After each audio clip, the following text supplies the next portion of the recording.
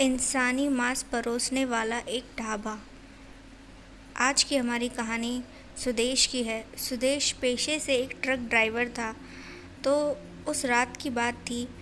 सुदेश अपने सहायक के साथ ट्रक ड्राइविंग कर रहा था।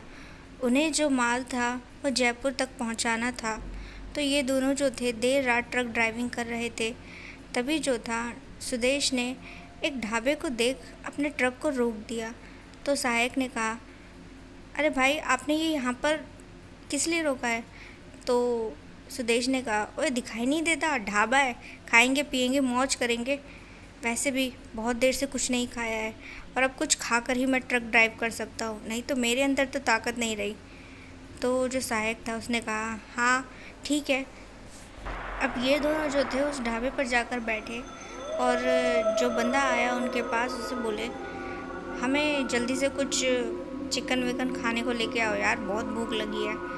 तो वो जो वेटर था हम दोनों को देखकर हंसने लगा, मतलब मुस्कुराने लगा। अब ये जो सुदेश था इसने कहा, ओ भाई किस लिए हंस रहा है हमें देखकर, हम क्या तेरे को जोकर लग रहे हैं? तो उस वेटर ने कहा, कुछ नहीं, अभी आपके लिए लेकर आता हूँ। तो ये जो था वेटर चला गया लेने के लिए खाना। अब ये दोनों यहाँ पर बैठकर बातचीत करने लगे। टेबल पर पानी वगैरह रखा था तो उसे पीने लगे। तो जैसे ही पानी पिया तो इन्होंने महसूस किया वो पानी बहुत गर्म था, जबकि मौसम जो था काफ़ी सही था। सुदेश यहाँ पर चिल्लाते हुए बोला, ओ भाई गर्म पानी क्यों रखा है, कुछ ठंडा पानी लेकर आओ। तो इसके बाद जो था एक आदमी उनके पास आया। ये वो पहला वाला वेटर नहीं था। तो उसने कहा, यहाँ पर यही मिलता है, पीना है तो पियो वरना प्यासे रहो। तो सुदेश ने कहा, तेरे को कोई प्रॉब्लम है क्या? समझ नहीं आ रहा, ठंडा पानी चाहिए, जाकर ठंडा पानी लेकर आ। वो वेटर जाकर ठंडा पानी लेकर आ जाता है। वहीं फिर वो पहला वाला वेटर उनके लिए खाना लेकर आया। तो ये दोनों जब खाना खाने लगे तो इन्होंने महसूस किया कि उस खाने के अंदर कुछ अजीब सा था। इन्होंने ध्यान से देखा तो एक पूरा का पूरा इंसानी हाथ उस खाने से निकला। तो ये दोनों जो थे घबरा कर खड़े हो गए, ये डर गए। तो वेटर ने कहा, इसमें डरने वाली क्या बात है, यहाँ तो यही सब मिलता है, चलो बैठो खाओ आराम से। तो सुदेश ने बोला, अरे तू पागल है क्या, ये तुमने किसी इंसान को मारा है क्या, ये इंसानी हाथ कैसे निकल सकता है खाने में से?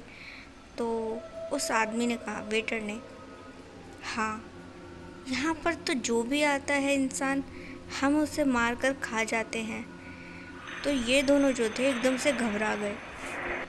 तो वो जो वेटर था वो उनकी ओर बढ़ने लगा और उन्होंने देखा कि ढाबे में से बाकी और जो वहाँ पर काम करने वाले थे वो सब उनके पास आकर खड़े हो गए और अजीब तरीके का बर्ताव करने लगे। ये दोनों जो थे बहुत ज़्यादा घबरा गए और वहाँ से जाने लगे। तो इन सब ने उनको पकड़ लिया और जैसे ही उनको पकड़ा, न जाने किसी ने पीछे से इनके सिर पर वार किया और ये दोनों बेहोश हो गए। और जब होश आया तो सुदेश जो था उसने खुद को एक जंगल में पाया। तो वो जो था घबरा कर वहाँ से भागने लगा। तो उसने देखा कि जो उसका सहायक है वो दूसरी ओर बेहोशी की हालत में पड़ा था। सुदेश ने अपने सहायक को उठाया और कहा, चल जल्दी यहाँ से चल, इससे पहले कि वो बुरी आत्माएं फिर से हमारे पास आ जाए। तो ये दोनों जो थे किसी तरीके से चलते हुए उस जंगल से बाहर निकले।